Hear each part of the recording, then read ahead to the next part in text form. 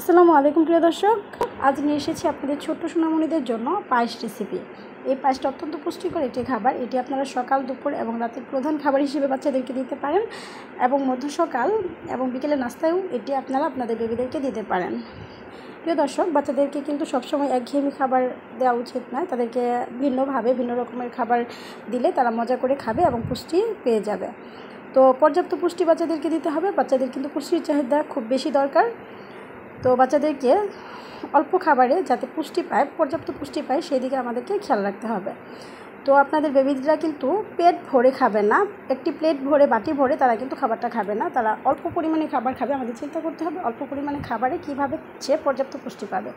এই জন্য আমরা তাদেরকে পর্যাপ্ত পুষ্টি সহকারে রান্না করে দেবো। তো চলে যাচ্ছি মূল রেসিপিতে। এর জন্য আমি এখানে গরুর দুধ নিয়েছি, পর্যাপ্ত পরিমাণ গরুর দুধ নিয়েছি।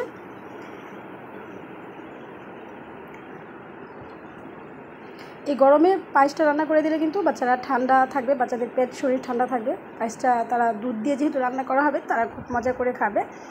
এখানে দারচিনি দিয়ে দিচ্ছি, 2টা এলাচ ফাটিয়ে দিয়েছি, তেজপাতা দিয়ে দিচ্ছি। আপনারা এখানে কমিয়ে বাড়িয়ে নিতে পারেন। তারপর হচ্ছে আমি এখানে চাল নিয়েছি, পোলাইয়ের চাল নিয়েছি। এটাকে আমি খুব ভালোভাবে কচলে কচলে ধুয়ে নিচ্ছি, খুব ভালোভাবে পরিষ্কার করে নিয়েছি। তো দর্শক, ভিডিওটি শেষ পর্যন্ত দেখার জন্য অনুরোধ জানাচ্ছি।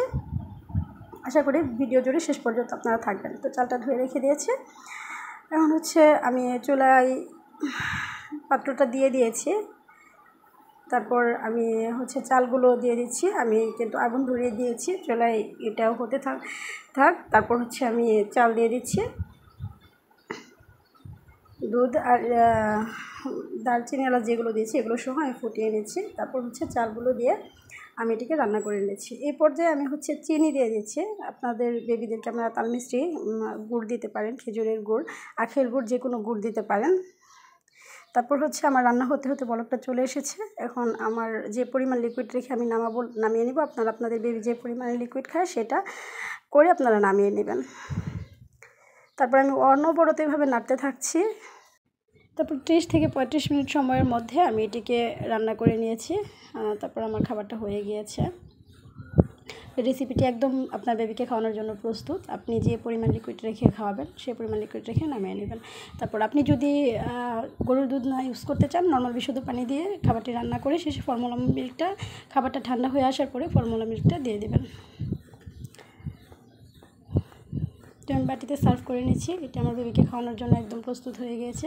তো প্রিয় দর্শক, বরাবরের মতো একই কথা বলে যাচ্ছি, ভিডিওটি যদি ভালো লেগে থাকে তাহলে ভিডিওতে একটি লাইক দিয়ে যাওয়ার আগে সুন্দর একটা কমেন্টস করে যাবেন এবং ভিডিওর নিচে সাবস্ক্রাইব বাটনে প্রেস করে ঘন্টাটি বাজিয়ে অলে সেট করে রাখুন, এরকমই নিত্য নতুন গুরুত্বপূর্ণ ভিডিও সবার আগে আপনি পাওয়ার জন্যে। এই গরমে আপনার বেবিকে 2-1 বার পায়েস খাওয়ানোর চেষ্টা করুন, তাহলে কিন্তু শরীরটা ঠান্ডা থাকবে। এবং রান্না করার শেষে কিন্তু আপনারা এখানে বাদাম গুঁড়ো মিক্সড করতে পারেন, তাতে কোনো সমস্যা নেই। আপনারা আরও কিছু অ্যাডভান্স কিছু দিতে পারেন। তো যাওয়ার আগে কিছু কথা বলতে চাই। আপনারা আপনাদের বেবিদেরকে খাওয়ার ক্ষেত্রে কখনোই জোর করবেন না। সে যদি খেতে না চায়, আপনি ট্রাই করবেন, 1-2 বার তার সামনে প্রেজেন্ট করবেন। যদি খেতে না চায় কখনোই জোর করবেন না। জোর করলে বাচ্চাদের খাবারের অনীহাটা চলে যায়। এটা ইম্পর্ট্যান্ট একটা কথা বললাম, আপনারা খেয়াল করে দেখবেন। খাবারে কখনোই জোর করবেন না। আপনি লেট করে দেন, আপনি তার ক্ষুধা আসবে, তারপর আপনি তাকে খাবার দেবেন। খেতে দেবেন না, সমস্যা নাই, কিন্তু আপনি তাকে জোর করবেন না। জোর করলে খাবারের রুচিটা চলে যায়, খাবারের দিকে তার একটা অনীহা চলে আসে। তো এই ছিল আমার আজকের ভিডিও। আল্লাহ হাফেজ।